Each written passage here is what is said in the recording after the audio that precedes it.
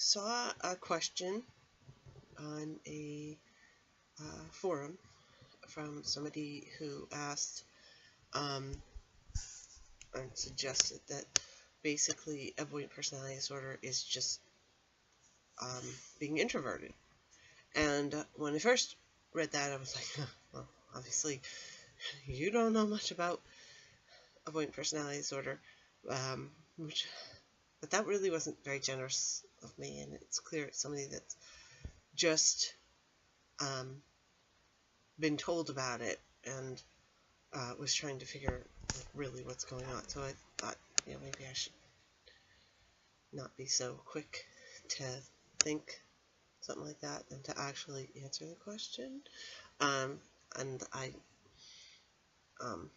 generally don't talk on forums, so this is where I talk. So anyway, and also I am recovering from the fabulous little Aussie flu, so if I start choking, sorry.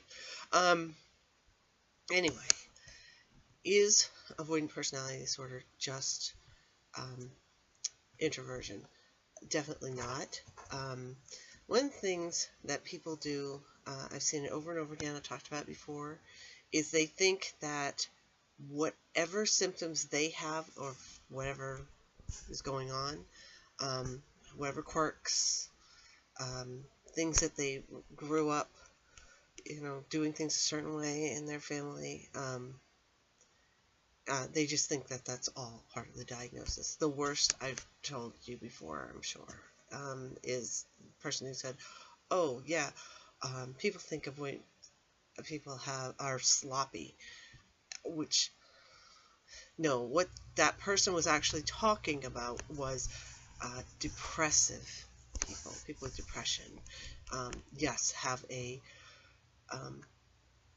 one of the things, they have difficulty keeping themselves up. And so this person had avoidant traits and also was depressed, and so lumped them all together and said, this is what I've got, and didn't try to break them apart. And everybody does that, I think, to a degree. It takes a lot of work and practice and conscious effort to really split apart this part of what you've got going on from this other part of what you've got going on, and what actually caused it, and what, and the reason people should try to do that is that then they can work on, it's like if you make any sort of goal, you need to have like smaller steps. You can't go from point A to point Z.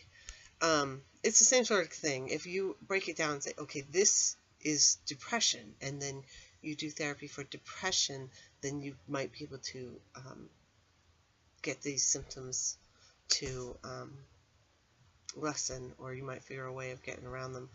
And if you just do therapies for avoidant personality disorder, then you might miss it, and there might be a possibility that you can make something happen to improve your life that you just completely missed. It's incredibly common to have a comorbidity with personality disorders. The most common for avoidant personality disorder, of course, is depression, but again, that's separate, and so is introversion. And this is kind of controversial, actually based on diagnostic criteria, but I believe that there are people that are extroverted and have avoidant personality disorder, and they're not just introverts. I think that they can get help a lot easier just because they're extroverted. I think that they're also more likely to have a good, solid romantic relationship, just because, again, they're more able to get out there, and they've proven that that's about like the best cure for somebody who is dealing with a mental health issue that started with childhood abuse, is to have a solid relationship.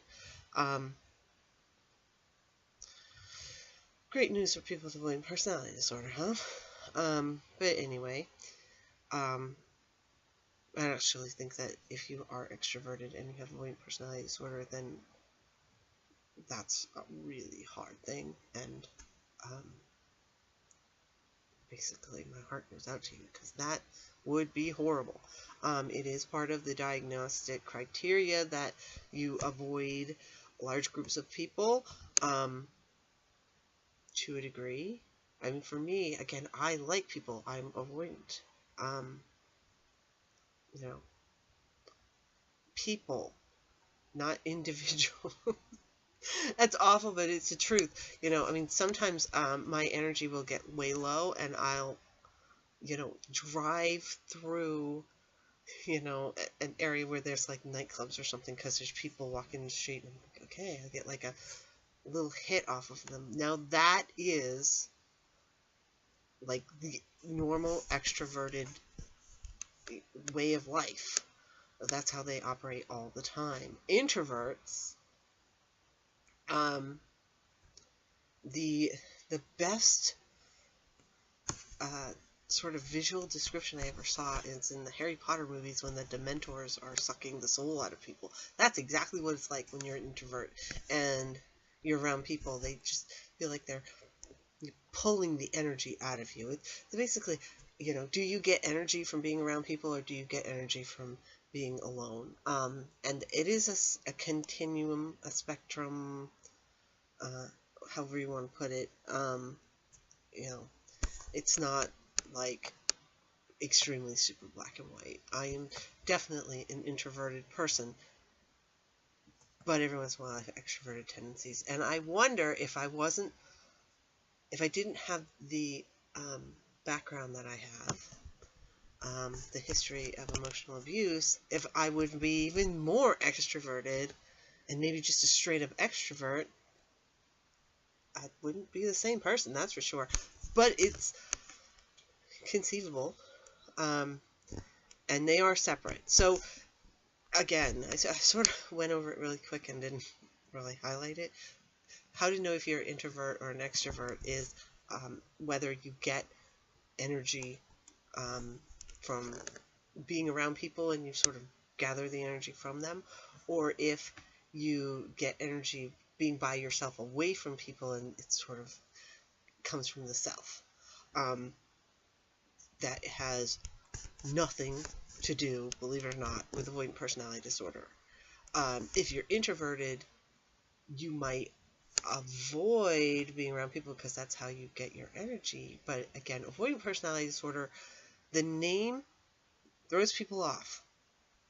An avoidant person is different from a person with avoidant personality disorder, and avoidant behavior is different from avoidant personality disorder. And this is splitting hairs. Definitely splitting hairs. Avoidant people feel like they're not worthy of having relationships with other people. And so they don't engage in them because they don't think they have the right to it. They think that they're just damaged. I mean, that's an awful way of putting it, but really, they just don't think that that's something they can do. They feel hugely responsible for any breakdowns in any kind of relationships. It doesn't matter. The other person could have screwed you over 6 ways to Sunday. It's still your fault. You're the reason. You're the cause. That person would be the lovely person that would have never done anything like that if it hadn't been for you doing something to cause it. And that really, I mean, and that's how you grow up when you're abused as a child. So again, it's kind of like where it comes from. You know, an avoidant person just sort of doesn't like to be around people and wants to avoid them because they feel happier when they're not around other people. You know, somebody said that they didn't want to ever use the term avoidant to describe somebody with avoidant personality disorder, and that's actually really a very smart thing, because it's the truth. It's a complete misnomer. People who have avoidant personality disorder don't avoid people because they feel better.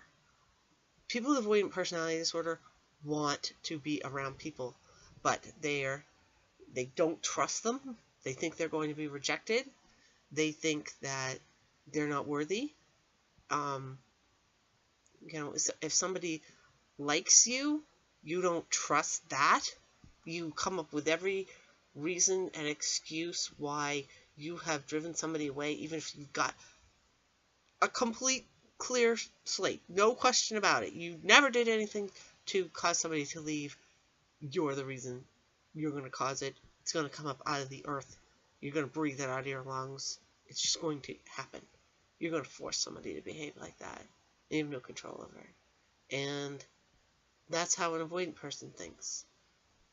A person with avoidant personality disorder, as opposed to a straight up normal dictionary definition of what an avoidant person is. This is getting really confusing. I'm really sorry. I gotta get these terms. I heard the term AVI to describe a person with avoidant personality disorder, and I don't like that very much either, because it's sort of too cutesy. Although I heard that it's actually been submitted, and it's going to be in the one of the dictionaries this year as an official definition. There we go.